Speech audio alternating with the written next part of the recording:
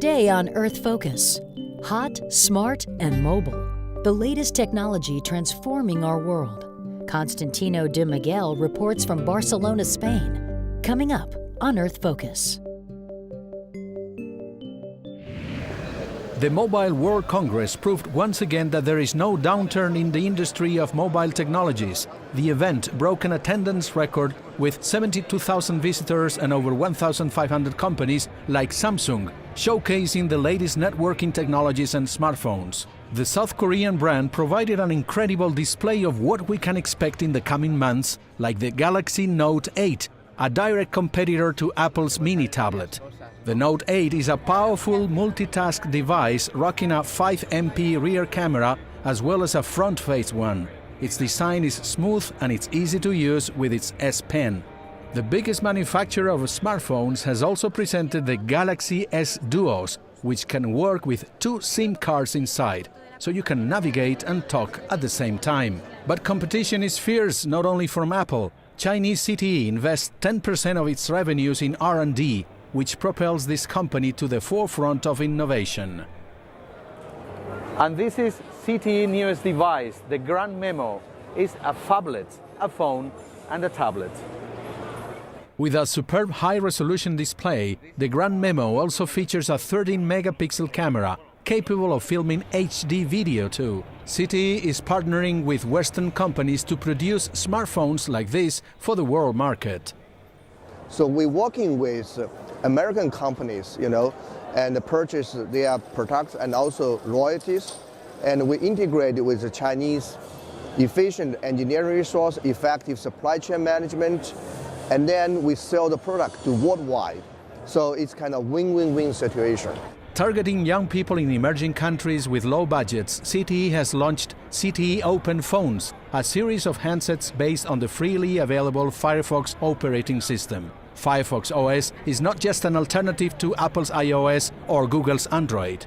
Today, Android is a dominated operating system together with Apple and also Windows coming up.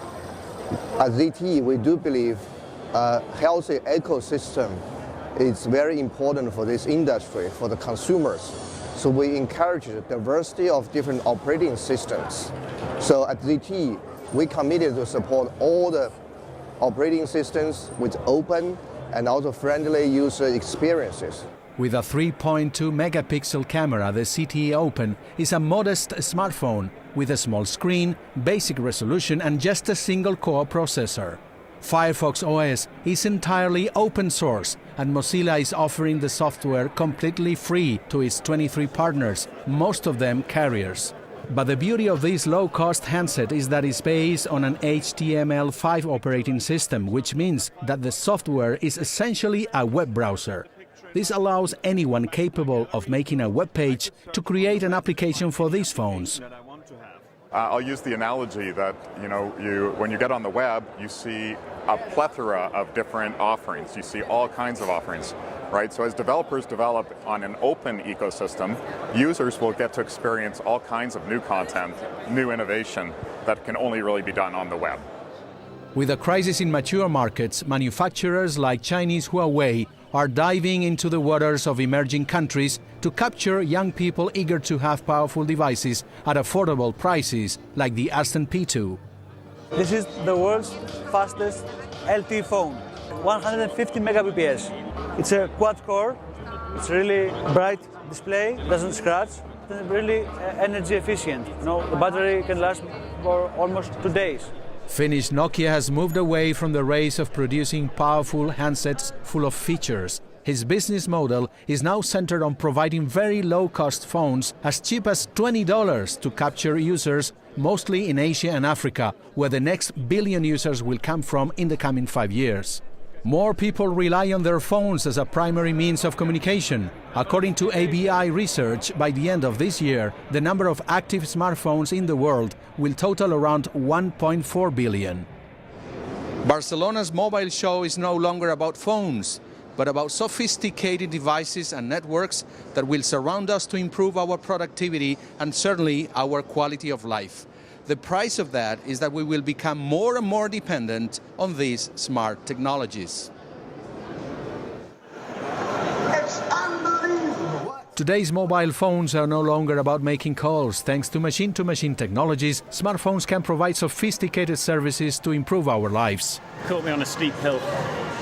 We think that certainly mobile technology, as it proliferates, will actually enhance people's lives. It will add an awful lot of value. It will make life easier, make business easier. Certainly with machine-to-machine communications, we're seeing devices talk with other devices. I think the interface for the consumer is certainly the smartphone, the tablet. We know that data usage is on the rise. Smartphone penetration is increasing. The key acronym here is NFC, that stands for Near Field Communication, a contactless technology that allows our smartphone to check in at an airport, open a door, or just pay. In another glimpse of the future in Barcelona, Fujitsu revealed an invisible keyboard. Instead of typing on a physical keyboard, a person can type on any surface directly in front of a tablet. Thanks to microchips, wireless and Bluetooth, our smartphone can get us healthier. Mobile Clinic is an application that monitors vital signs like a person's heart condition, blood pressure, glucose levels and weight. The data then goes to his mobile phone, where, as you can see, a variety of parameters can be monitored. The results can be seen on a tablet, exactly as done in the hospital, and by that we are able to provide him an immediate advice what to do.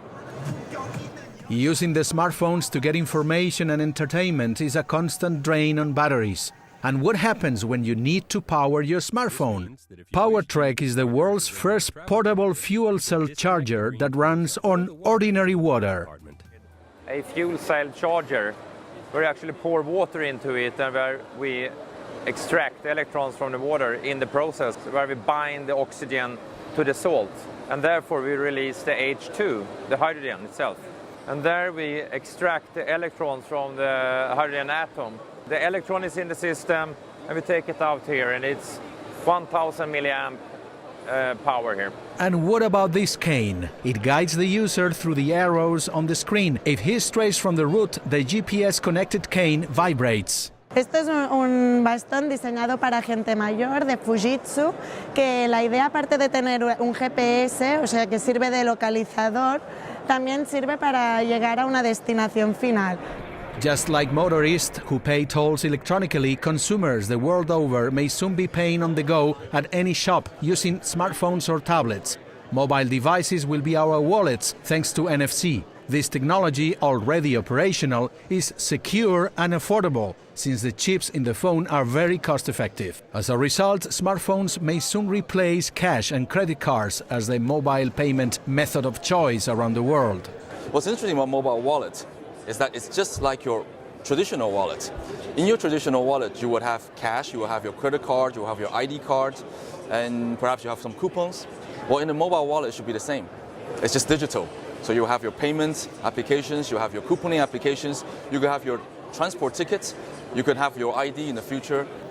Franz Gemalto is working with China's UnionPay to build a secure mobile NFC ecosystem. Meanwhile, the good old SMS is spreading as a means of payment too. Here, it's the carrier that builds a transaction. In Barcelona, major deals have been reached in this arena. Visa has signed an agreement with Samsung that will allow millions of users to turn their smartphones into contactless payment devices. The big question is whether the banks will participate.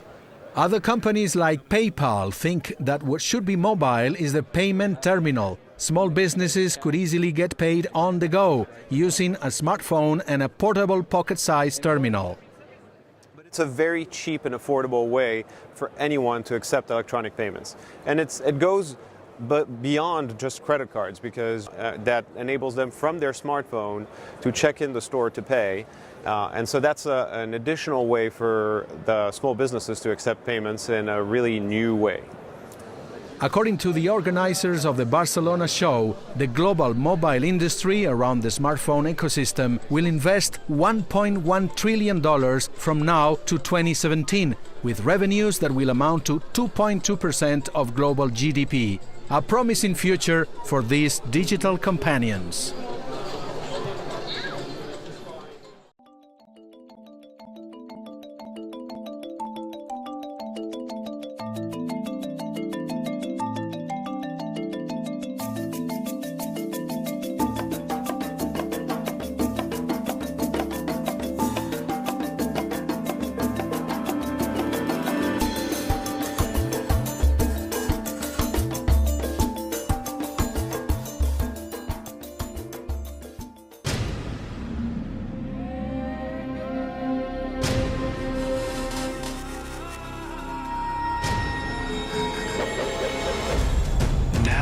U.S. airwaves, a global channel of uncompromising stories.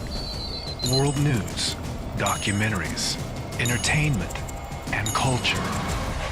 Link TV, connecting you to the world. For more information, visit linktv.org.